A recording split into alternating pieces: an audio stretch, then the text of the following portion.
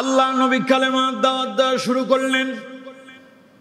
রাসূলুল্লাহ দাওয়াতি মিশন শুরু করলেন। জিরো থেকে চতুর্দিক থেকে বাধা আসতে লাগলো। এত নির্যাতন, নিপীড়ন, জুলুম, অত্যাচার হলো, রাসূলুল্লাহ পর্যন্ত দান মোবারক শহীদ হয়ে গেল।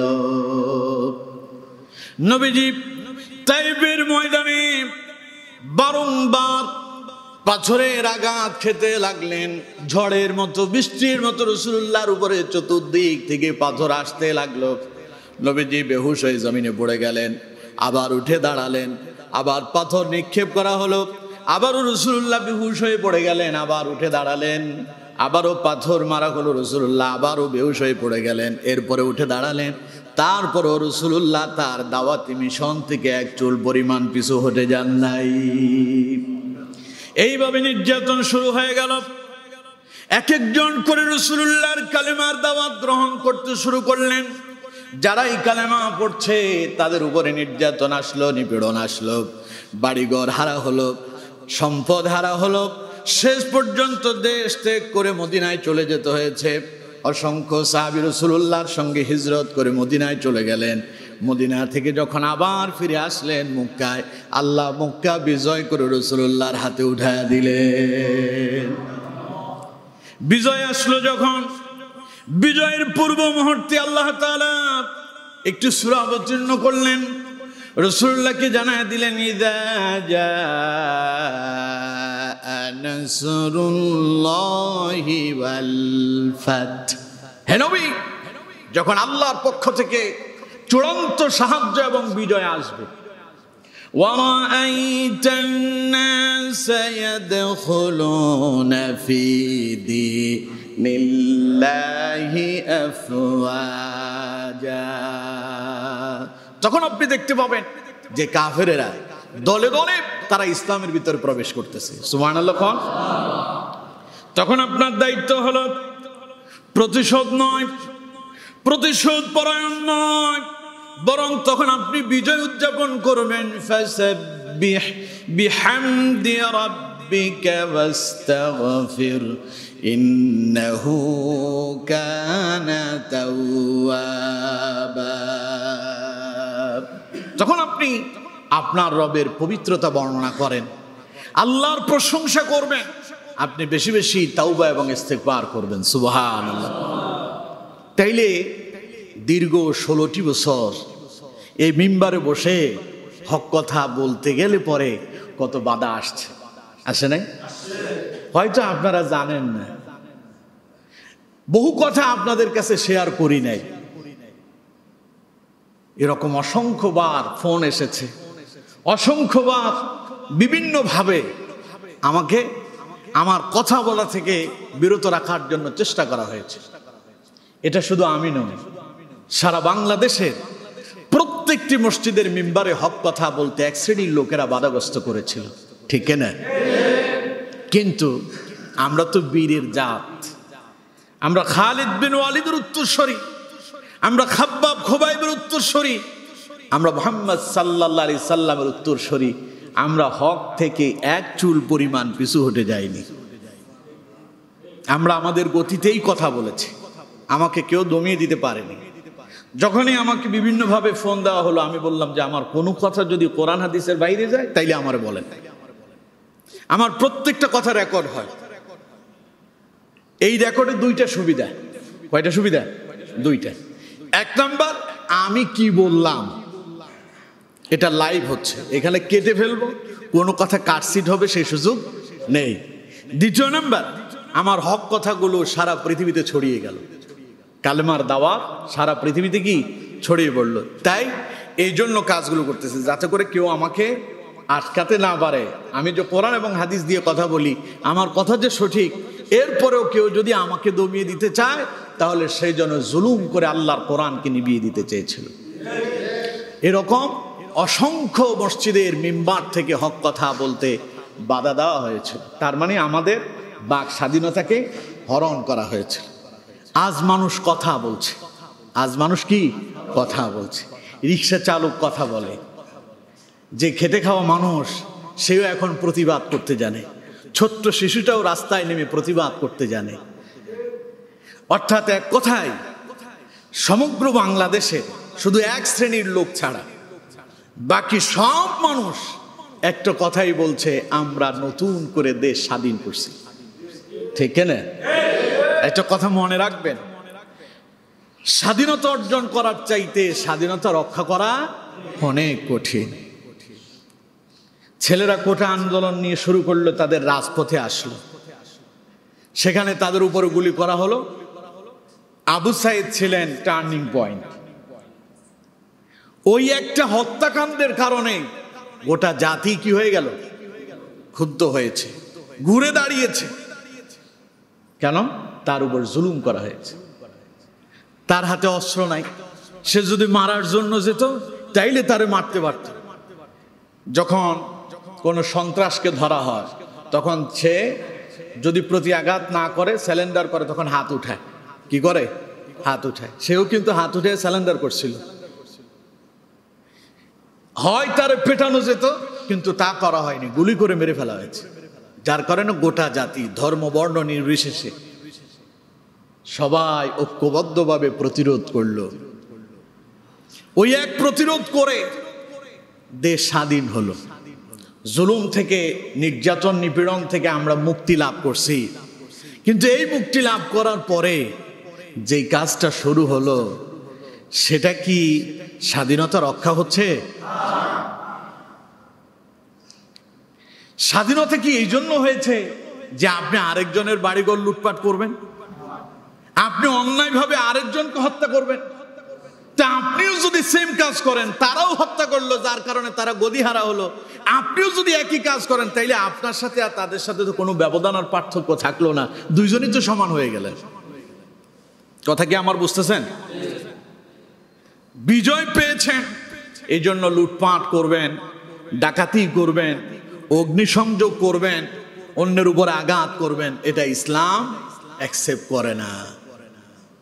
এখন আপনারা বলবেন, হুজুর 16টা বছর নির্যাতিত হলাম, আমাদেরকে হামলা করা হয়েছে, মামলা দেওয়া হয়েছে, জেলখানায় ছিলাম। আচ্ছা, আপনারা জেলখানায় ছিলেন, আলেমরা ছিল না? কথা কন না কেন? এই দেশে ইসলামী আন্দোলনের উপরে যে নির্যাতন হয়েছে, অন্য কোন দলের উপরে এত নির্যাতন হয় নাই। আলেমদের উপরে যে পরিমাণ জুলুম করা হয়েছে, অন্য কারোর উপরে এত জুলুম করা হয় নাই। আলেমরা যেখানে হক কথা বলছেন, তাদেরকে ধরে জেলখানায় বন্দী করা হয়েছে। যেই মানুষটা জীবনের 50 বছর আল্লাহর কোরআনের দাওয়াত দিল, হাজারের অধিক মানুষ তার হাতে হাত রেখে কালেমা পড়ে মুসলমান হলো, তারে পর্যন্ত দুনিয়া থেকে তারা বিদায় করে দিল। আমার বন্ধুগণ, এর চাইতে বড় নির্মমতা, এর চাইতে বড় জুলুমের আর কি আছে বলেন? তাহলে নির্যাতন যে শুধু আপনারা সহ্য করেছেন এমন নয়, আলেমরাও করেছেন। কয়জন আলেম রাস্তায় নেমে অগ্নিসংযোগ করতেছে, মানুষের ঘর বাড়িতে আগুন দিতেছে, লুটপাট করতেছে? যে সমস্ত ছাত্ররা এই অন্যায়ের প্রতিবাদ করে আজ আপনাদেরকে মুক্ত করলো, বাক স্বাধীনতা ফিরাইয়া দিল, কথা বলার অধিকার পেলেন, তারা কি লুটপাট করতেছে? কথা বলতে হবে, লুটপাট করতেছে, অগ্নিসংযোগ করতেছে, মানুষের ঘর বাড়িতে ভাঙচুর করতেছে? তো সব করলো তারা, আপনারা কেন লুটপাট করতেছেন? আপনারা কেন ভাঙচুর করতেছেন? মাইর খাইলো তারা, মরলো তারা, আপনি যে লুটপাট শুরু করছেন। ইসলাম এগুলোকে অ্যাকসেপ্ট করে না। এবার আপনারা যদি বলেন, হুজুর তাইলে আমাদেরকে যে মারছে, আমাদের বিরুদ্ধে যে মামলা করছে, আমরা যে আদালতের প্রাঙ্গণে কোর্টের ধারে ধারে যে ঘুরলাম, ওটার কি হবে? আপনি কি জানেন, আমার নবী, আপনার নবী, বিশ্ব মানবতার নবী, সাইয়্যিদুল মুরসালিন, খাতামুন নবিয়্যিন, নবী আরবি জনাব মুহাম্মদুর রাসূলুল্লাহ সাল্লাল্লাহু আলাইহি ওয়াসাল্লাম, রাসূলুল্লাহ এর চাইতে কয়েক গুণ বেশি নির্যাতিত হয়েছে। বিশ্বাস হয় আপনাদের? যেই নবীর শরীর মুবারকের উপরে একটা মশা মাছি বসা আল্লাহ হারাম করেছে, সেই রাসূলুল্লাহকে তায়েফের ময়দানে তারা রক্তাক্ত করলো, পাথর মেরে রাসূলুল্লাহকে বেহুশ করলো। কয়বার? 3 বার। কয়বার? 3য় বার রাসূলুল্লাহ যখন পড়ে আছেন বেহুশ অবস্থায়, এমন সময় জিবরাইল রাসূলুল্লাহর কাছে এলেন। হযরত জিবরাইল রাসূলুল্লাহর কাছে এলেন, বললেন, ইয়া রাসূলুল্লাহ সাল্লাল্লাহু আলাইহি ওয়াসাল্লাম, আল্লাহ আমাকে প্রেরণ করেছেন, পাহাড়ের ফেরেশতারা তৈরি আছে, আপনি যদি হুকুম দেন তাহলে পরে এই তায়েফবাসীকে পাহাড়ের চাপা দিয়া সমূলে শেষ করে দেওয়া হবে। রাসূলুল্লাহ প্রতিশোধ নিয়েছেন? কথা বলেন, নিয়েছেন? আল্লাহ নবী দোয়া করলেন, আল্লাহ এই তায়েফবাসীকে আপনি যদি পাহাড়ের চাপা দিয়া সমূলে শেষ করে দেন তাহলে আমি কালেমার দাওয়াত কার কাছে দেব? ওরা যদি জানতো আমি নবী, ওরা যদি বুঝতে পারতো আমি আপনার পয়গম্বর, আমি আপনার হাবিব, এটা যদি তারা অনুধাবন করতে পারতো তাহলে পরে আমার উপর আঘাত করতো না, নির্যাতন করতো না। আয় আল্লাহ তাআলা দয়া করে আপনি তাদেরকে ক্ষমা করে দেন, বরং তাদের পরবর্তী প্রজন্ম থেকে ইসলামের জন্য এক একটা মর্দে মুজাহিদ তৈরি করে দেন। কে করছেন দোয়া? রাসূলুল্লাহ। মায়ের খাইয়া পাল্টা মাইর দেন নাই। তবে জিহাদের ময়দানের কথা ভিন্ন। জিহাদের ময়দানের কথা কি ভিন্ন। সেখানে উহুদের প্রান্তর বলেন আর বদর বলেন, সেখানে ছিল পরস্পর যুদ্ধ, ডাইরেক্ট অ্যাকশন। সেখানে রাসূলুল্লাহ মাইর খেয়েছেন, পাল্টা দিয়েছেন। কথা বুঝতে পেরেছেন? যতক্ষণ আন্দোলন ছিল, আঘাত হয়েছে, প্রতিহত করেছেন। ইসলাম আগে আঘাত করে না, ইসলাম আগে আঘাত করে না, আঘাত আসলে প্রতিহত করে। কথা বুঝতে পারছেন? আত্মরক্ষার জন্য আপনি আপনার কাজ চালিয়ে গিয়েছেন, কিন্তু এখন যেটা করবেন, যদি ভাঙচুর করেন, মানুষ পিটান, হত্যা করেন, তাইলে সেটা আর প্রতিহত হলো না, বরং আপনি নিজেই জুলুম করলেন। তো এক জুলুমকে সরায় দিয়া পাল্টা যদি জুলুম তৈরি করেন, তাইলে আপনার সাথে আর তাদের সাথে কোনো ব্যবধান থাকলো কি? আমার বন্ধুগণ, তাইলে রাসূলুল্লাহ তাইফের ময়দানে রক্তাক্ত হলেন, উঠে দাঁড়ায়া উম্মতের জন্য দোয়া করলেন। সুবহানাল্লাহ কইলেন না? আসুন, নির্যাতনের স্টিম রোলার চলছে, চতুর্দিকে ষড়যন্ত্র। মুহাম্মদ সাল্লাল্লাহু আলাইহি সাল্লামকে যেখানেই পাওয়া যাবে সেখানেই হত্যা করা হবে। ঘোষণা করে দেওয়া হয়েছে। আবু জাহেল বলছে, মুহাম্মদকে জীবিত অথবা তার মৃত অবস্থায় মাথা কেটে নিয়ে আসতে পারবে, তাকে 100 লাল উট উপহার দেওয়া হবে। ঘোষণা দেওয়া হয়েছে রাসূলুল্লাহ ডাইরেক্ট হত্যা। প্রতিশোধ নিয়েছেন রাসূলুল্লাহ? কথা বলেন না কেন? শিহাবে আবু তালেবের ভেতরে বিশ্বনবী মুহাম্মদুর রাসূলুল্লাহ সাল্লাল্লাহু আলাইহি ওয়াসাল্লামকে 3 থেকে 3.5 বছর পর্যন্ত, কোন বর্ণায় আসছে 3 বছর, আবার কোন বর্ণায় আসছে কি 3.5 বছর পর্যন্ত রাসূলুল্লাহর জেলখানায় বন্দী করা হয়েছে। এখন তো জেলখানায় যারা বন্দী হয় খাবার দাবার দেয় না? দেয়। ওই যে যখন 6 সমন্বয়কারীকে ডিবি কার্যালয়ে নিয়ে যাওয়া হলো, তাদেরকে বলা হলো তাদেরকে প্রধানমন্ত্রীর সাথে সাক্ষাৎ করে তাদেরকে তাদের দাবি দাওয়া উগ্র করার জন্য। তখন তারা কি করলো? অনশন শুরু করছে, খাবো না, খানা পিনা বন্ধ। 32 ঘন্টা অনশন করার পরে তাদেরকে ছেড়ে দেওয়া হয়েছে। কিন্তু আমার রসুলের জন্য তারা খাবার তো দেয়নি, বরং শিহাবে আবু তালেবের ভেতরে যারা বন্দী ছিলেন তাদের সঙ্গে ব্যবসা বাণিজ্য বন্ধ ছিল, লেনদেন বন্ধ ছিল, খাবার বন্ধ ছিল।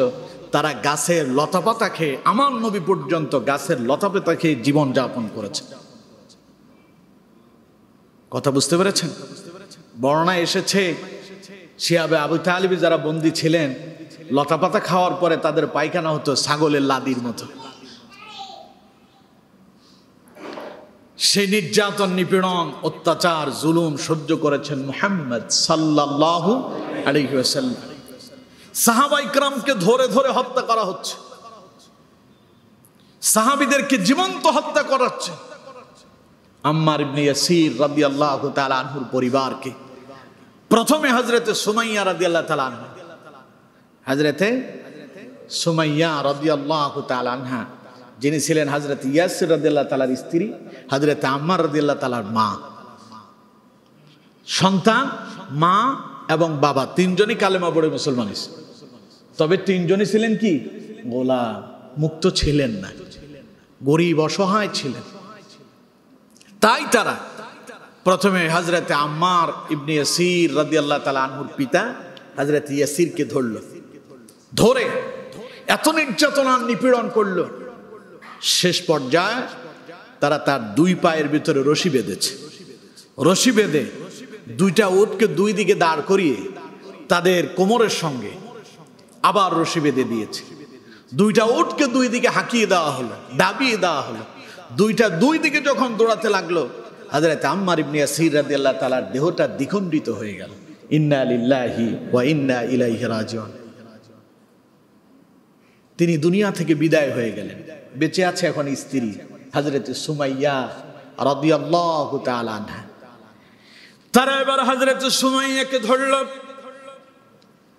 খুঁটির সঙ্গে হাত পা বেঁধে ফেলল। হযরত সুমাইয়াকে আবু জাহেল লক্ষ্য করে বলল, এখনো সময় আছে, মুহাম্মদের কাছ থেকে যে ঈমান গ্রহণ করছো তা ফিরায় আনো।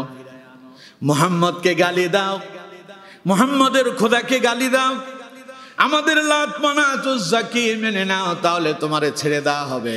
না হলে তোমার স্বামীর যে করুণ পরিণতি করা হয়েছে একই পরিণতি তোমারও হবে। হযরত সুমাইয়া বললেন, আমার স্বামী যেই পথে আমিও সেই পথে জীবন দিতে রাজি আছি, বাতিলের কাছে মাথা নত করব না। যা আমার দেশের ছেলেরা দেখিয়ে দিল। আমাদের একজন মেরেছ, আমরা আরেকজন তৈরি হয়েছি, কয়জনকে মারব? নারী পুরুষ ছোট বড় বৃদ্ধ সকলেই রাস্তায় নেমে এলো, আমরা সবাই জীবন দিতে প্রস্তুত। আমার বন্ধুগণ, ছোট্ট একটা শিশু দেখতে পেলাম রাস্তায় দাঁড়ায় দাঁড়ায় স্লোগান দেয়। সাংবাদিক তারে জিজ্ঞাসা করতেছে, তুমি কেন আসছো? ও বলতেছে, আমার ভাইকে হত্যা করা হয়েছে, আমি তার প্রতিবাদ করতে এসেছি। যদি তোমারে হত্যা করা হয় আমি ভয় পাই না। আল্লাহু আকবার কইলেন না? ঈমান বলে কাকে?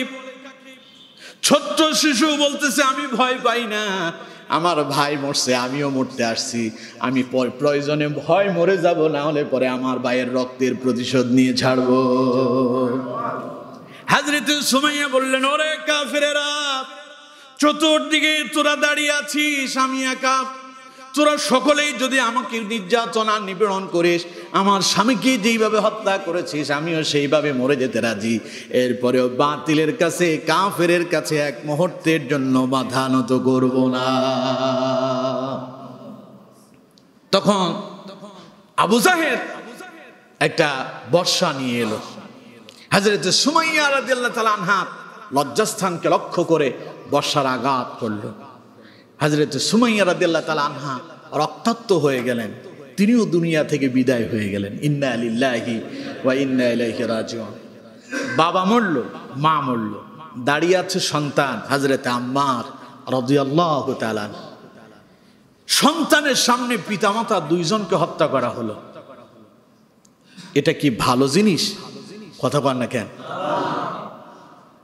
তার মানে এখন হযরত আম্মার ইবনে ইয়াসির রাদিয়াল্লাহু তাআলা আনহু তিনিও ভীতস্ত। এবার তাকে ধরা হলো। হযরত আম্মারকে ধরে কাফেররা বলল, আম্মার, তোমার বাবা মার যে পরিণতি হয়েছে তোমারও একই পরিণতি হবে। এখনো সময় আছে, ইসলাম থেকে মুখ ফিরায় আনো, লাত মানাত উজ্জার উপাসনা করো, পূর্বের ধর্মে ফিরে আসো, না হলে আগের দুইজনের যে পরিণতি তোমারও একই পরিণতি। হযরত আম্মার রাদিয়াল্লাহু তাআলা আনহু বীরের মতো জবাব দিলেন। সুবহানাল্লাহ কোন? তিনিও জবাব দিলেন, ওরে কাফেরের গোষ্ঠীরা, শুনে রাখ, আমার বাবা মা দুইজন আল্লাহর জান্নাতের মেহমান হয়েছেন। আমারে ভয় দেখায় লাভ নাই, কারণ আমার বাবা মার যে আদর্শ, ওই আদর্শ থেকে আমাকে এক চুল পরিমাণ পিছু হাঁটানো যাবে না।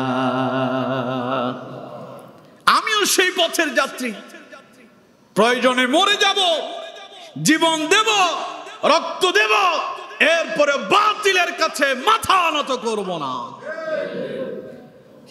আমার বন্ধুগণ, নির্যাতন, নিপীড়ন, জুলুম, অত্যাচার সাহাবায়ে কেরামের উপর কম হয়নি। এরপরেও তারা ঘুরে দাঁড়িয়েছেন। তারা কি করছেন? ঘুরে দাঁড়িয়েছেন।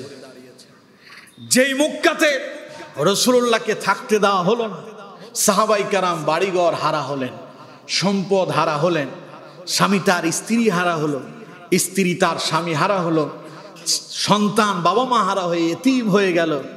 এই অবস্থাতেও নবী করিম সাল্লাল্লাহু আলাইহি ওয়াসাল্লাম যখন আবার পুনরায় মদিনা থেকে ফিরে এসে মক্কা বিজয় করলেন, মক্কা বিজয়ের সময় সব কাফেরেরা ভীতস্ত হয়ে পালিয়ে গেল।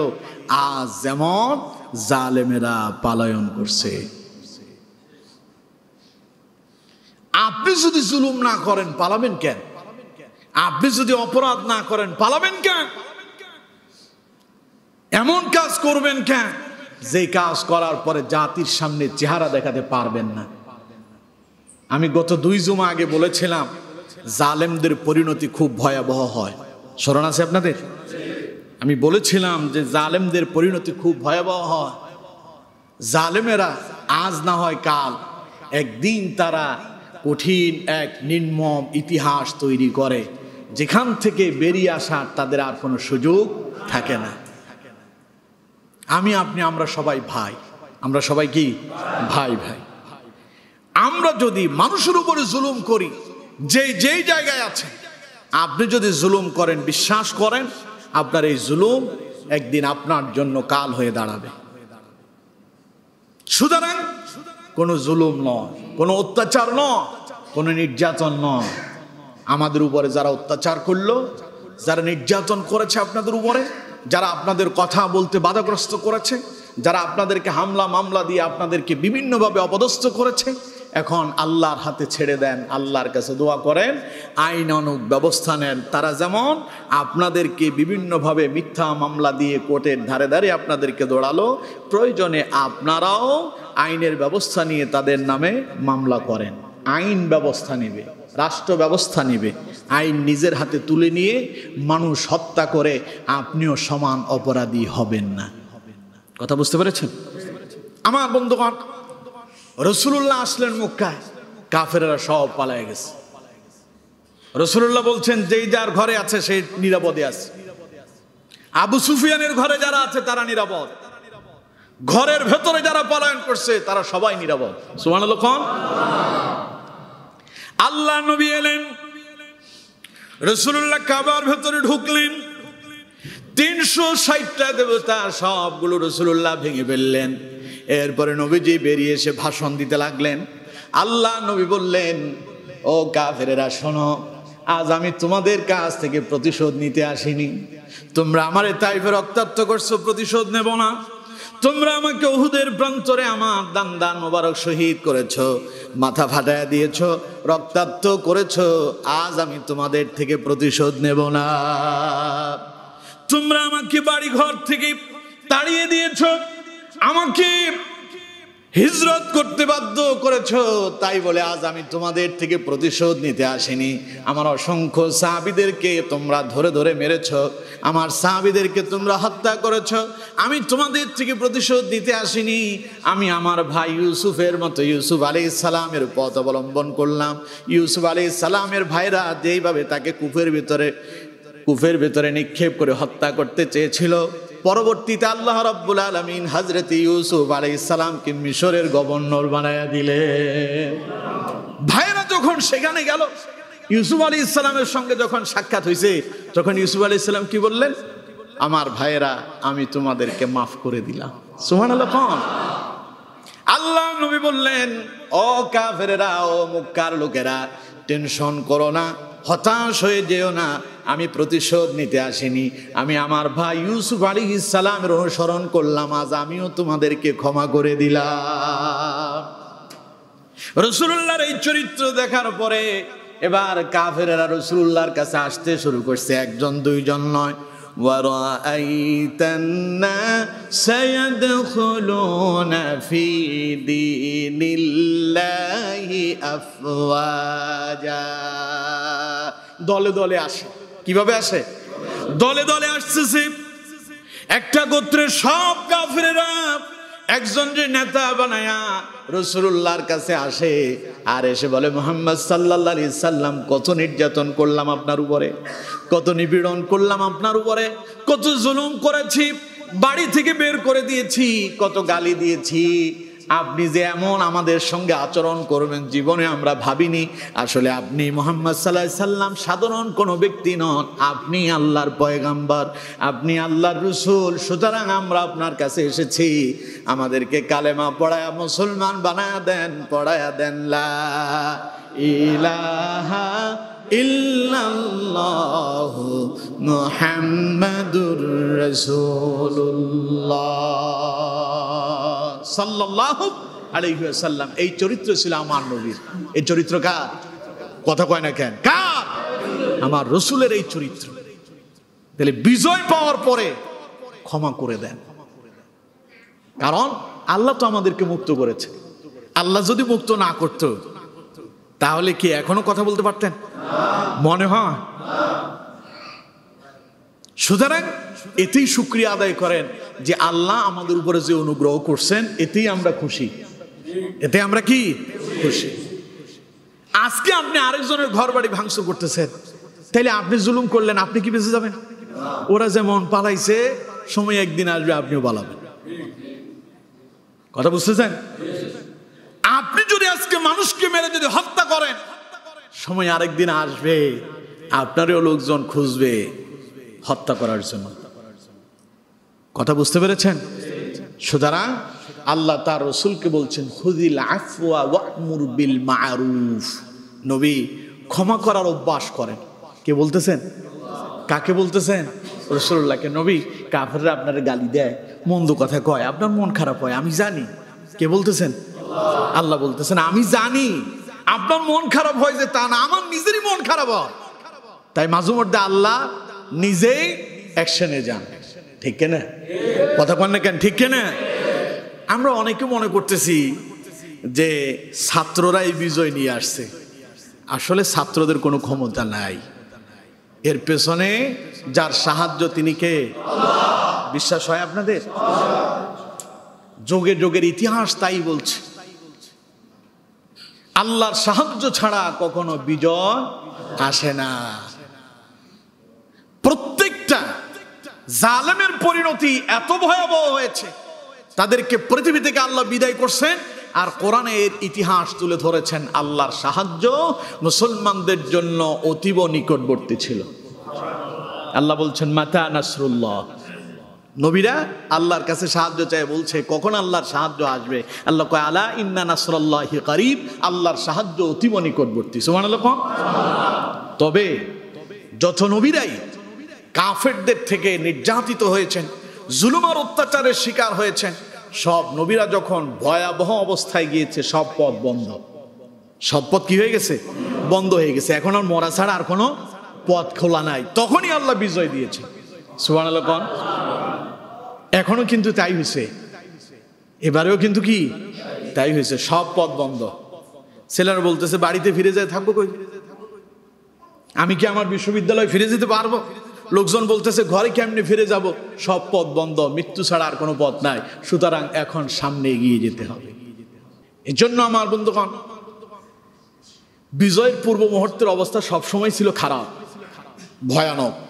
যেমন মা যখন সন্তান প্রসব করে, তার পূর্ব মুহূর্তে মায়ের বেদনা বেড়ে যায়, কান্নাকাটি, চিৎকার, অনেক কষ্ট, কিন্তু এর পেছনে একটা আনন্দ আছে। সে আনন্দ কি? এই বেদনার পরে মায়ের প্রসব বেদনা যত বাড়ে, সন্তান ভূমিষ্ঠ হওয়ার সম্ভাবনা তত নিকটে। সুবহানাল্লাহ কইলেন না? এই বেদনা পরাজয়ের বেদনা নয়, এই দুঃখ, এই কষ্ট পরাজয়ের কষ্ট নয়, এটা বিজয়ের কষ্ট। একটু পরেই তার সন্তান দুনিয়ায় আসবে, তাই এই কষ্টকে মা ধৈর্য ধারণ করে সহ্য করার কারণে এই পৃথিবীতে সন্তান এই দুনিয়ার মুখ দেখে। ঠিক কিনা? সুতরাং বিজয়ের পূর্ব মুহূর্ত থাকে ঘোর অন্ধকার, নির্যাতন বেড়ে যায়, নিপীড়ন বেড়ে যায়, জুলুম অত্যাচার বেড়ে যায়। এরপরে এক সূর্য বেরিয়ে আসে, যে সূর্যের আলোতে তামাম পৃথিবী আলোকিত হয়ে যায়। আজও তার ব্যতিক্রম হয়নি, আজও তার ব্যতিক্রম হয়নি। সারা বাংলার প্রত্যেকটা মানুষ সুস্থির নিঃশ্বাস ফেলছে। ঠিক কিনা? মানুষজন বলতেছে মনে হয় যে ঈদ উদযাপন করতেছে। হ্যাঁ, এর সেইতে বেশি মনে হয়েছে। মানে আমার নিজের কাছেই মনে হয় যে আজকে ঈদের মতো মনে হইতেছে। কারণ মানুষ তার বাক স্বাধীনতা ফিরে পেয়েছে। এই জন্য বলছি, কোন জুলুমবাজ ইতিপূর্বে জুলুম করে কখনো টিকে থাকতে পারেনি। আগামীতেও যারা আসবেন, ক্ষমতা চিরকাল একজনের হাতে থাকবে না, ঠিক না? আপনারাও যদি সেই নীতি অবলম্বন করেন, আপনাদেরও পরিণতি একই রকমই হবে। আমাদের কোরআনের পাখি আল্লামা দেলোয়ার হোসেন সাইদি, এখন নাম ধরতে আর অসুবিধা নেই, আছে কি? লোকজন আমার হুজুর আজকে মন খুলে কথা কইবেন। আমি বলছি কোন দিন মন খুলে কথা কই নেই, আমি সবসময় বলেছি আলহামদুলিল্লাহ বলেন। আল্লামা দেলোয়ার হোসেন সাইদি, এই সাইদি সাহেব নিয়ে আমি কথা বলার কারণে আপনাদের এখান থেকে বিভিন্নভাবে আমার কাছে ফোন গেছে, বিভিন্ন নেতারা, হ্যাঁ এখানে এইসব চলে, রাজনীতি হয়। আরো কারা বলে, যারা প্রতিবাদ করতেছে অধিকাংশ আমার সামনের সারির মুসল্লি হয়। আপনারা মনে করেন তথ্য আমার কাছে আসে না। আমারে যখন ওরা ফোন দেয় তখন বলে অমুক অমুকের কাছ থেকে এইসব তথ্য আমার কাছে আসছে, আমাদের কাছে আসছে। এরপরে আমার ভিডিওগুলো বিভিন্ন জায়গায় ছড়িয়ে দেওয়া হয়েছে। উনি সাইদিরই নিয়ে কথা বলছে, রাজাকার রেডিয়া। আপনারা তো গোটা জাতিরই রাজাকার বানাই দিয়েছে। রাজাকার এখন আর গালি নাই, এখন রাজাকার মানে অহংকার। রাজাকার মানে কি হয়ে গেছে? অহংকার হয়ে গেছে। জাতি, রাজাকার মানে নতুন এক জাতি হয়ে গেছে। সুতরাং আমার বন্ধুগণ, আমাদের কোরআনের পাখি আল্লামা দেলোয়ার হোসেন সাইদি তিনি বলেছিলেন, যারা জুলুম করতেছে এমন এক সময় তাদের জীবনে আসবে, পালানোর জন্য ইন্দুরের গর্তও পাবে না। এখন যেখানেই যায় সব পথ বন্ধ। কিছু কিছু ছেলে বলে আমরা তো বিপিএন দিয়েও তো এত নেটওয়ার্ক খুঁজি নাই। যখন সব বন্ধ হয়ে গেছে, ফেসবুক চলে না, বিপিএন সফটওয়্যার দিয়েও এত দেশে ঘুরি নাই যত দেশে তিনি এখন ঘুরতেছেন। এটা তার কর্মের ফল, এটা তার কি কর্মের ফল। এই জন্য কর্ম ভালো করেন, প্রতিফলও ভালো হবে। সকলকে বলছি, সকল ভাইদেরকে বলছি, যে যেই দলই করেন, আপনার দল মনে করেন না যে দল ক্ষমতায় চলে আসছে।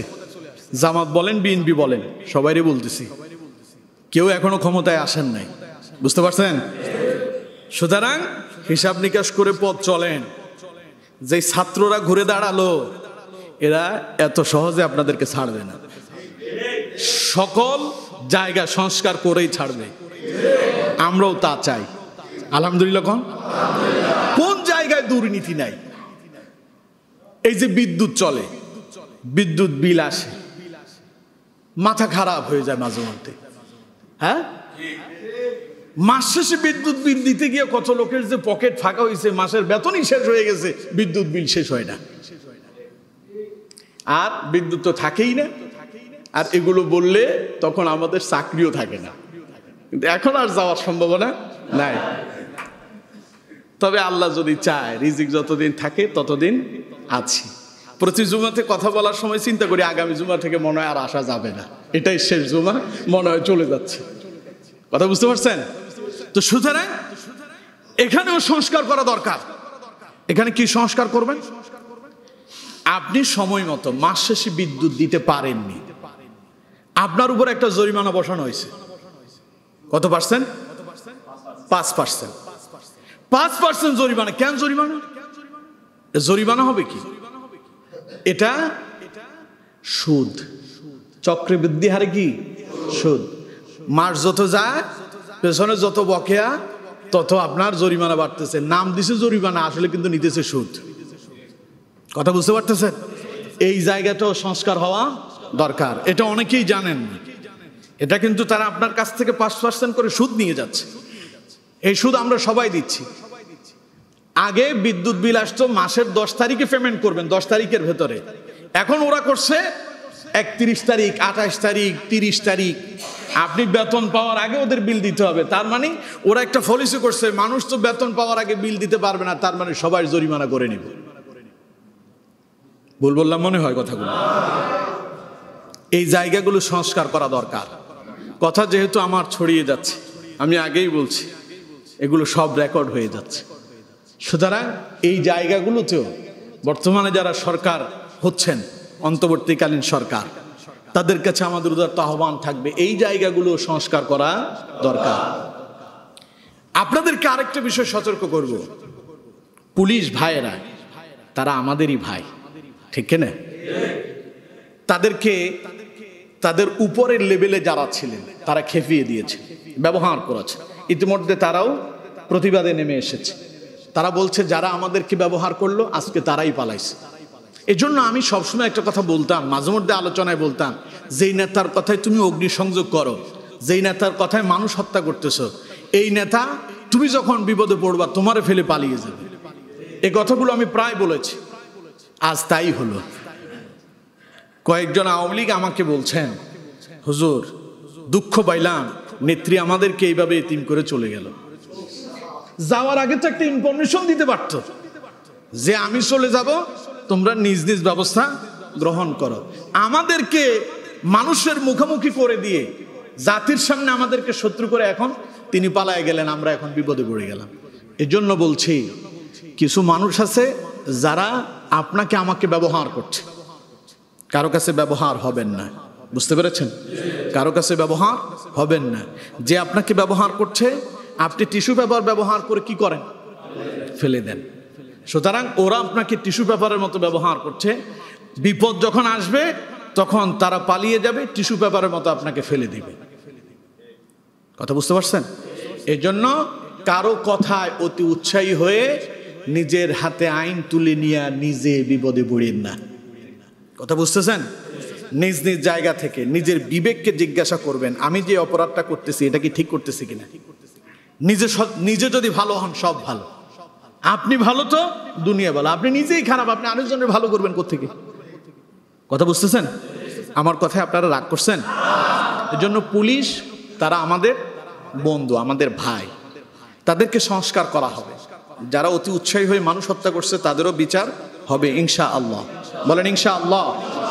সুতরাং আমরা নিজেরা তাদেরকে আর তাদের গায়ে হাত দেব না, ভাঙচুর করব না, তাদেরকে গালমন্দ করব না। ওই যে আল্লাহ তাআলা বলছেন, নবী চূড়ান্ত বিজয় আসবে, দেখবেন তারা ইসলামে ঢুকবে। আপনি যদি ভালোবাসা দিতে পারেন, তারা যখন দেখবে কোনো পথ নাই, তখন তারা আপনার কাছেই আসবে ইনশাআল্লাহ। এর জন্য দোয়া হবে দুইটা। দোয়া কয়টা? আল্লাহ তুমি তাদেরকে হেদায়েত দাও। তাদেরকে কি দাও? হেদায়েত দাও। আর হেদায়েত যদি কপালে না থাকে, তোমার ফয়সালা তুমি করো। কথা বুঝতে পারছেন? আমরা তাদের জন্য দোয়া করছি যারা ইতিপূর্বে আমাদের উপর জুলুম করছে।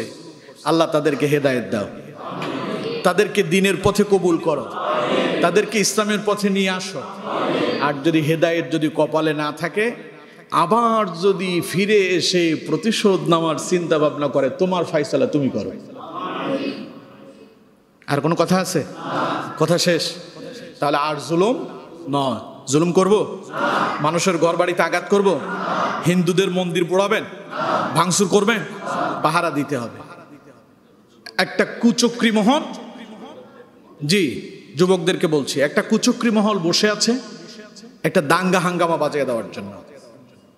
মুসলমান এবং হিন্দুদের ভেতরে একটা দাঙ্গা বাঁধানোর জন্য তৃতীয় পক্ষ ওরা, বুঝেন তো, ওরা একটা ষড়যন্ত্র করতেছে, বিভিন্ন জায়গায় ধরাও খাচ্ছে। আপনারা ষড়যন্ত্র এগুলোকে মোকাবেলা করবেন, হিন্দুদের মন্দিরগুলো পাহারা দেবেন। তারাও আমার দেশের নাগরিক। একটা হিন্দু ছেলেরে দেখলাম ক্লাস 9 কিংবা ক্লাস 10-এ পড়ে। ও বলতেছে, আমি রাস্তায় নেমে আসছি, আমার আব্বা আম্মা দুইজনই জানে না। বাবা আমারে ফোন দিয়ে বলছে তাড়াতাড়ি ফিরে আয়, নাইলে তোর জন্য দরজা বন্ধ। কয় যে মা ফোন দিয়ে বলছে যদি এখন যদি না আসো আর কখনো দরজা খুলবে না। ও বলছে মা দরজা চিরকালের জন্য বন্ধ হয়ে যাক, আমি এই প্রতিবাদ থেকে পিছু হটে যাব না। তাইলে হিন্দুদেরও অবদান আছে। সুতরাং আপনি যদি সেটা করেন, তাইলে সে যে কষ্ট করে রাস্তায় নেমে আসলো, তার প্রতিদান আপনি কি দিলেন? সুতরাং তাদের প্রতি আমরা সহানুভূতিশীল হব। বুঝতে পেরেছেন? ওদের মন্দিরগুলো পাহারা দেবেন। ইদানিংকালে চুরি ডাকাতি বেড়ে গিয়েছে, দেখতেছেন তো আপনারা। এগুলো যদি মোকাবেলা করতে না পারেন ভিডিও ধারণ করে রাখবেন, প্রশাসন জায়গা মতো আসলে ওদের তথ্য সহ সেখানে পৌঁছায় দিবেন, ইনশাআল্লাহ যথাযথ ব্যবস্থা গ্রহণ করা হবে। আল্লাহ তাআলা আমাদেরকে এই কথাগুলো মেনে বাস্তব জীবনে আমল করার তৌফিক দান করুন।